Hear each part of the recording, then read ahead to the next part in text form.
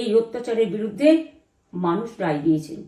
BJP যতই ভাবুন, ভেবেই বসে থাকুন, আর যতই অপপ্রচার করুন, মনে রাখবেন জবাব পাবেন 4 তারিখে সন্ধ্যের মধ্যে।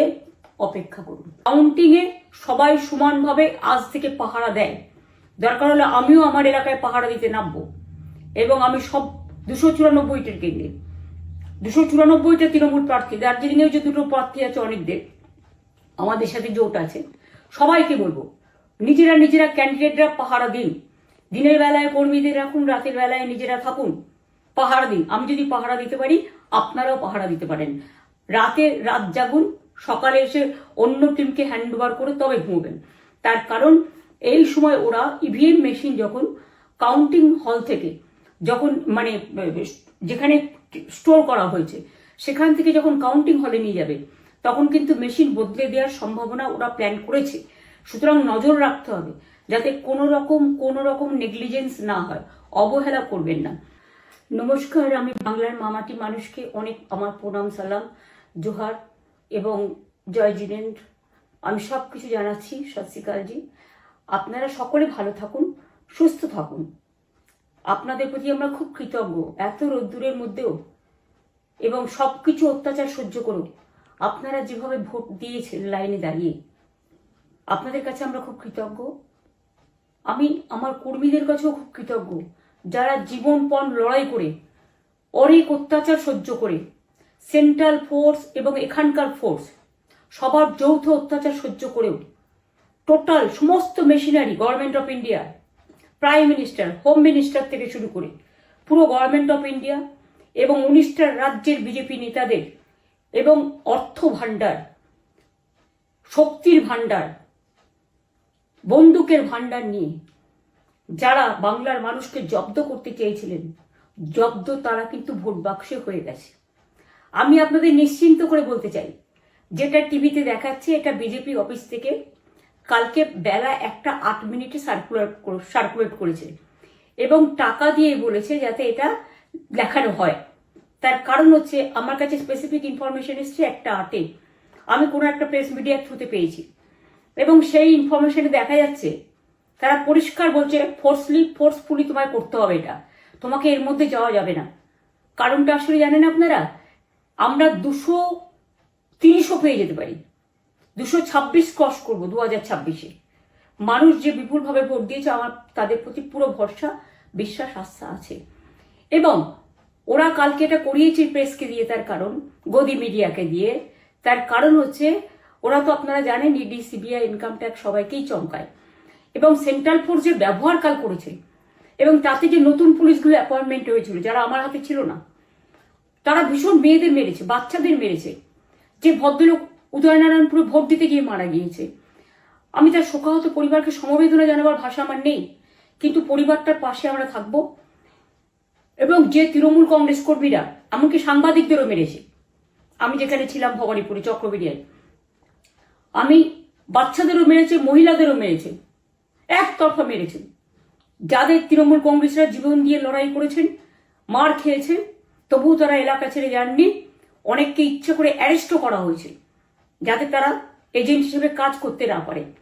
বিশেষ করে ভাটপাড়া, জগদ্দল, নোয়াপাড়া, এরকম অনেকগুলো জায়গা আছে। এমনকি আমাদের এখানেও ভবানীপুরে সারা রাত ধরে রেড হয়েছে। আমি সারা রাত 2 দিন ধরে দুরাত ঘুমাইনি।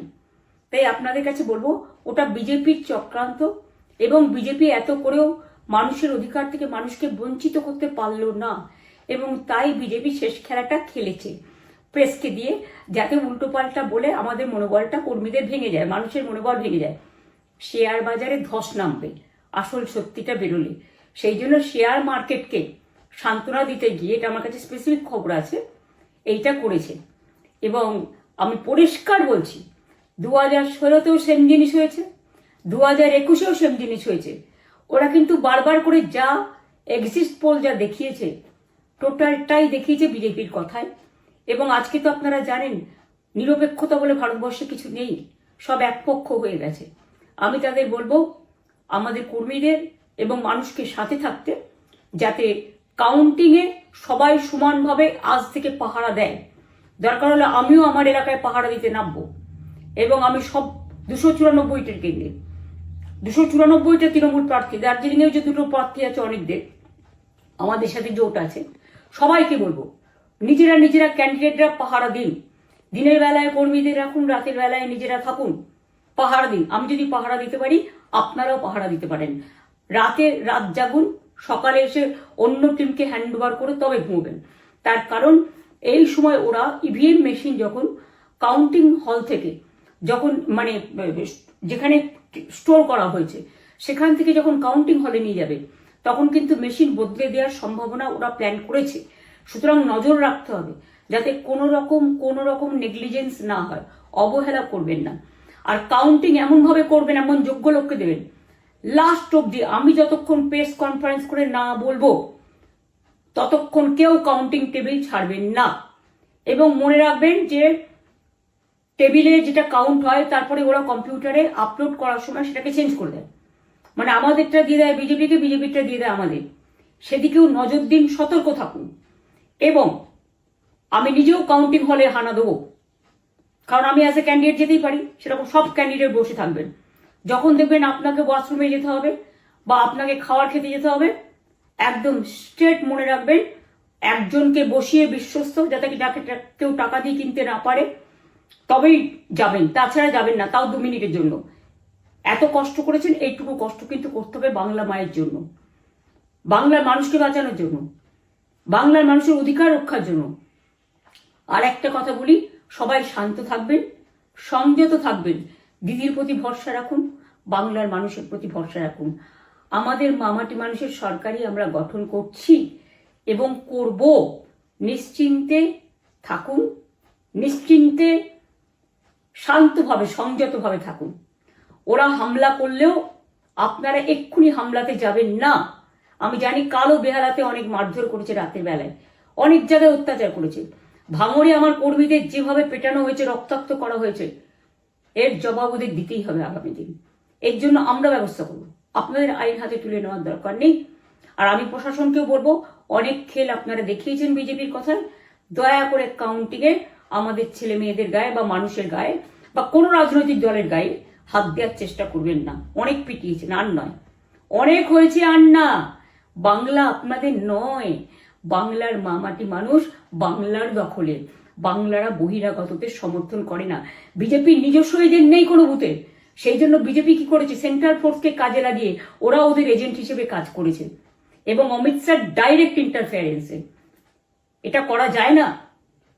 এবং প্রধানমন্ত্রী কালকে 4:30টার সময় ভোট চলাকালীন বললেন কি করে, টোটাল বাংলাটা ওনার, উনি বাংলাকে চেনেন, বাংলার মাটি চেনেন, রবীন্দ্র নজরুলকে চেনেন, নেতাজিকে চেনেন, গান্ধীজিকে চেনেন, রাজা রামমোহন রায়, বিদ্যাসাগরদের চেনেন, কাউকে চেনে না। শুধুমাত্র কানে কানে কথা বলো আর মিথ্যে কথা বলে যাও, অপপ্রচার করে যাও। টাকার ভান্ডার নিয়ে কাউকে খামে করে 3,000 টাকা করে দিয়েছে, তাই সে খবরও আমার আছে। আর ভান্ডারের নামে টাকা দিয়েছে, যারা টাকা নিয়েছেন তারা খুব ভুল করেছেন। তবু মনে রাখবেন, আমরা নিশ্চয়ই আপনাদের ভুল বুঝব না। ভোট যাকেই দিয়ে থাকুন, অর্থের বিনিময়ে ভোট দেওয়াটা ঠিক নয়, কিন্তু আমার বিশ্বাস আছে আপনারা সঠিক দায়িত্ব পালন করেছেন আগামী দিন আপনাদের অধিকার রক্ষার জন্য। আমি নিশ্চিন্ত করে বলে যাচ্ছি, মামাটি মানুষ জিন্দাবাদ, মামাটি মানুষ ধন্যবাদ, তৃণমূল কংগ্রেস ধন্যবাদ, তৃণমূল কংগ্রেস জিন্দাবাদ, ঝোড়াফুল জিন্দাবাদ, এবং জয় বাংলা। বাংলার জয় হবেই, বাংলা করবে জয়, বাংলার মা করবে জয়, আম্মা করবে জয়, মাদার করবে জয়, বাংলার মা মাটি মানুষের হবে জয়। এটুকু বিশ্বাস আপনারা আমার প্রতি রাখতে পারেন। তাই ইভিএম মেশিন অ্যান্ড কাউন্টিং, ক্যান্ডিডেটরা নিজেরা একটু মাঠে নামুন। আমি যদি 3 রাত জেগে গার্ড করবার জন্য, আমাদের রাতে অনেক অত্যাচার করেছে কর্মীদের, আমি যদি পুরো রাত জেগে সকালে ইলেকশনে বেরোতে পারি, আমি 1 মাস 10 দিন কাজ করে এই রোদ্দুরের মধ্যে 50 লু নিয়ে সমস্ত সাউথবঙ্গের দেয়ালগুলো, বিশেষ করে সাউথবঙ্গের জায়গাগুলো যে গরম ছিল, আর মানুষ যেভাবে রোদ্দুরে দাঁড়িয়ে ভোট দিয়েছেন, সবাই অত্যাচারিত হয়েছেন। এক তো এসআইআর এর অত্যাচার, এক হচ্ছে সেন্ট্রাল ফোর্সের অত্যাচার। এই অত্যাচারের বিরুদ্ধে মানুষ রায় দিয়েছেন। বিজেপি যতই ভাবুন, ভেবেই বসে থাকুন, আর যতই অপপ্রচার করুন, মনে রাখবেন জবাব পাবেন 4 তারিখে সন্ধ্যের মধ্যে। অপেক্ষা করুন। নমস্কার, ভালো থাকবেন। অনেক অনেক জয় হিন্দ, জয় বাংলা।